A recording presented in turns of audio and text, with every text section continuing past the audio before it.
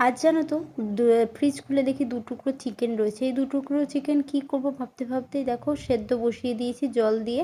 আর এখানে সবজি কেটে নিয়েছি, গাজর কেটে নিয়েছি, একটু বিনস কেটে নিয়েছি, আর একটু পেঁয়াজ কুচি আর রসুনটাকে গ্রেট করে নিয়েছি। বেশি করে জল দিয়ে দিয়েছি, চিকেনটা দিয়ে দিয়েছি, আর কুচনো গাজর দিয়ে দিয়েছি, একটু পেঁয়াজ কুচি দিয়ে দিচ্ছি, একটু বিনস দিয়ে দিয়েছি, আর একটু সামান্য লবণ দিলাম, দিয়ে একটু ফোটাতে দিয়েছিলাম। যেই দেখলাম চিকেনটা ফুটে গেছে, যেহেতু চিকেনের হাড় ছিল সেহেতু হাড় থেকে আলাদা করে নিলাম চিকেনটা। সেদ্ধ করা চিকেনটা একটা পাত্রে ঢেলে নিয়েছি। এর মধ্যে ওই পাত্রের মধ্যে সাদা তেল গরম করতে দিয়েছি, দিয়ে দিলাম একটু রসুন কুচি গ্রেট করে রেখেছিলাম রসুন কুচি, আর একটু পেঁয়াজ দিয়ে দিলাম, দিয়ে এটাকে ভালো করে একটু টস করে নেব। দেখো একটু হালকা জাস্ট ফ্রাই হবে, হওয়ার পর দেখো এই যে একটু জাস্ট ব্রাউন হয়েছে পেঁয়াজটা। এর মধ্যে আগে করে রেখেছি যে চিকেন স্যুপটা, ওটা ঢেলে দিলাম। দেখো সব দেওয়ার পর লাস্টে দিয়ে দেবো একটু গোলমরিচ গুঁড়ো, আর একটু লাস্টে বাটার দিয়ে দেবো নামানোর পর। এরপর ভালো করে নাড়াচাড়া করব, একটু ফুটবে।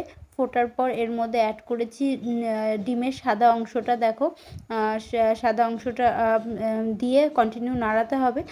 নাড়ানোর পর আমার এই যে স্যুপ রেডি হয়ে গেল। সন্ধেবেলা বেশ হালকা হালকা ঠান্ডা পড়েছে, তার মধ্যে স্যুপটা খেতে ভালোই লাগে। তোমরাও একবার পারলে রেসিপিটা ট্রাই করো। চলো, রেসিপিটা কেমন লাগলো অবশ্যই তোমরা কমেন্ট করে জানিও। চলো টাটা।